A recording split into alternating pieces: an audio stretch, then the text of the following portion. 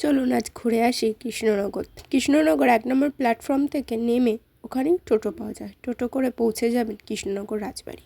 প্রথমেই পড়বে সেনা ছাউনি, তার পাশে একটা গলি, আর সেই গলি দিয়েই পৌঁছে যাব প্রথমেই রাজবাড়ির সিংহদুয়ারে। সিংহদুয়ার পার করেই রয়েছে কৃষ্ণনগর রাজা কৃষ্ণচন্দ্র রায়ের রাজপ্রাসাদ।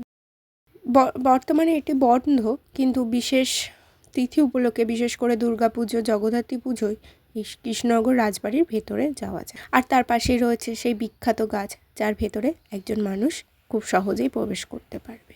আর রাজবাড়ির ঠিক অপোজিটে রয়েছে সেনা ছাউনি। বর্গাকার এই সেনা ছাউনি বর্তমানে স্কুল রূপেও ব্যবহৃত হচ্ছে।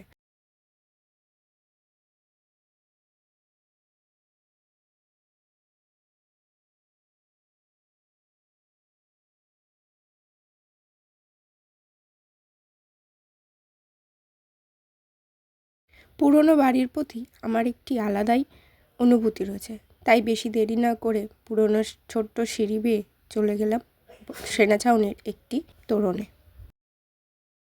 বর্তমানে এটি অবশ্য সংরক্ষণ করা হচ্ছে, সেজন্য কিছু ভাঙা বস্তু এখনও পড়ে রয়েছে।